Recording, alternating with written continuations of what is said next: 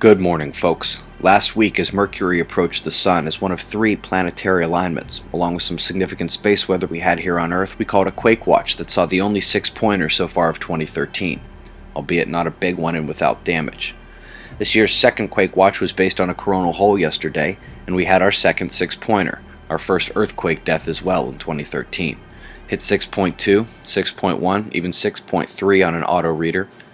Third straight day of tremors near New Zealand as well, had a 5.8 strike off the east coast of Brazil. Yet another volcano in New Zealand with potentially explosive eruptions imminent. A giant wave impact took out a few boats in the Philippines. Leaking safety valve at the Pilgrim nuclear plant caused a shutdown, and a 5-inch drum labeled radioactive material has been found in a park in Scotland. 2 tropical cyclones here, Oswald and Gary. The Australian north coast just has to ride this one out as it fades. Gary is gaining some impressive strength, but stumbling into the South Pacific where there's just about nothing to hit. Cosmic rays are within normal limits, now slightly rising at the end. Solar wind shows calming of space weather conditions as density and speed fall in the orange and yellow. The lack of flaring continues, the sun is quiet again. I thought we had a chance to see this change as to my shock and amazement a little sunspot group was born on the Earth-facing disk. And now that the litany of spots from early last week is gone, he's kind of our only hope for atmospheric expansion at the moment. It's still doing the bipolar spreading.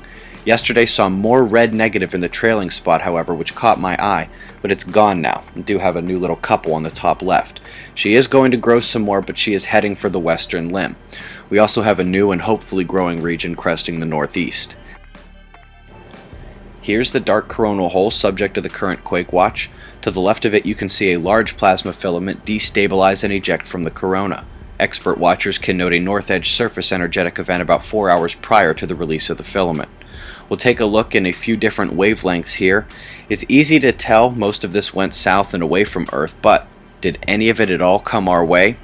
You start with stereo B, Earth off to the right in this picture. Now the northern edge of the eruption is clearly high enough to meet Earth's orbit, and it does continue to spread. Then you look dead on from Earth as the Soho Lascaux C2. Look below how the lines shift to the right. They're pushed by the eruption.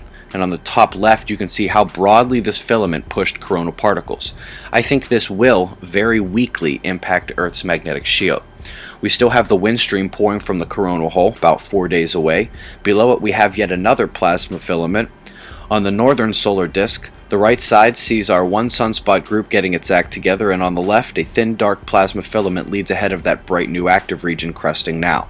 Draw a line through the south-central Earth-facing coronal hole and you come out the backside north, likely through another coronal hole. Interesting. I'll leave you with a final glimpse and a long-term Weather Channel US forecast. Eyes open. No fear, it's 6:20 a.m. Eastern Time and that's the news. Be safe, everyone.